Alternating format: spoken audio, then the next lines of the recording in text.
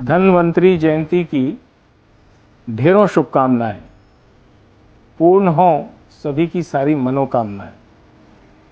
आज धन्वंतरी जयंती के इस पावन पवित्र पर्व पर हम सब उत्साहित हों, उल्लासित हों।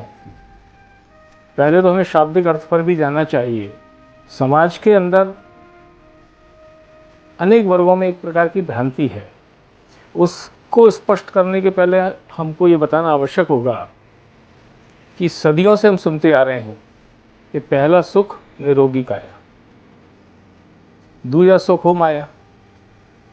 तो धन्वंतरी जयंती आयुर्वेद की दृष्टि से, आरोग्य की दृष्टि से, स्वास्थ्य की दृष्टि से उसका महत्व है, लेकिन प्रथम महत्व को उपेक्षित करते हुए एक बीच के कालखंड में हमने इसको धनतेरस का स्वरूप दिया। धन समृद्धि, धन वृद्धि, धन संग्रहण, धन का परिचालन करना, निश्चित रूप से वह भी एक अच्छा है, लेकिन सबसे अधिक आवश्यक है स्वस्थ और निरोगी रहना, क्योंकि सबसे बड़ा धन स्वास्थ्य है। तो उस दृष्टि से उस बात को ध्यान में रखते हुए, जो कि हमें प्रकृति और संस्कृति ने भी बीच के कालखंड में सिखा दिया।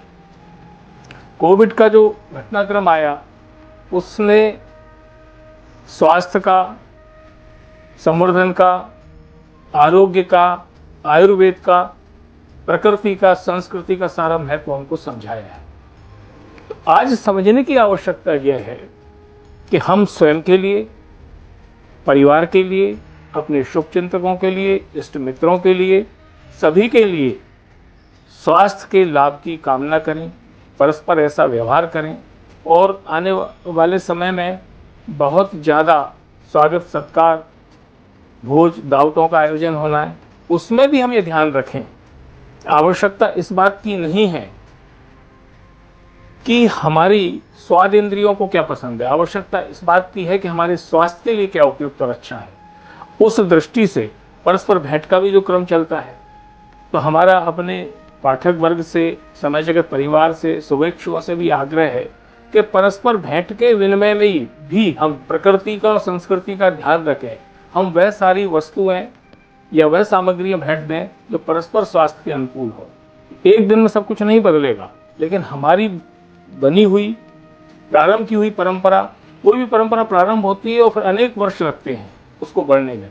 आज इस वैश्विक दृष्टि से भारत आयुर्वेद और योग में एक शिखर की ओर जा रहा है, और एक संयोग इतना अच्छा है कि चाहे हम शासकीय क्षेत्र में कहें तो प्रधानमंत्री जी, मोदी जी की प्राथमिकता में भी इस समय पूरा का पूरा स्वास्थ्य है, आरोग्य है, योग है, मोटे अनाज है, और जिसको कहना चाहिए कि काउ बेस्ड एग्रीकल्चर, गौ आधारित प्राकृतिक कृषि।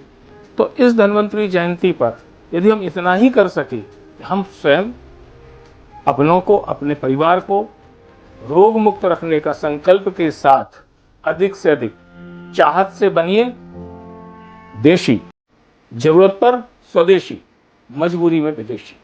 उस अवधारणा को करते हुए जो खाएं वो उगाएं, जो उगाएं वो खाएं। इन सारी परंपराओं में जितना जिससे हो सके, बहुत सारे जो अभियान चल रहे हैं उस अभियान में आप देखें, स्वच्छता अभियान। स्वच्छता अभियान को हम व्यापक स्वरूप में सरकारी कार्यक्रम मान लेते हैं, लेकिन स्वच्छता अभियान क्या है?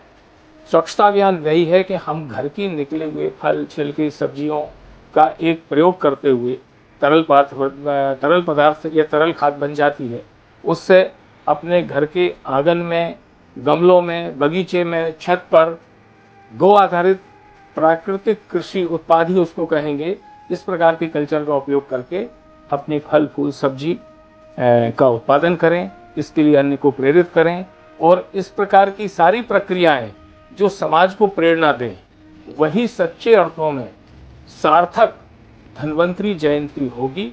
और ऐसी धन्वंतरी जयंती जब आप इस वर्ष प्रारंभ करेंगे और वर्ष भर इस दिशा में समाज को प्रयास करेंगे, तो अगली धन्वंतरी जयंती पर जो आपको प्रसन्नता होगी, जो आपका रोम रोम पुलकित होगा, वही धन्वंतरी जयंती की सार्थकता होगी। बहुत बहुत धन्यवाद।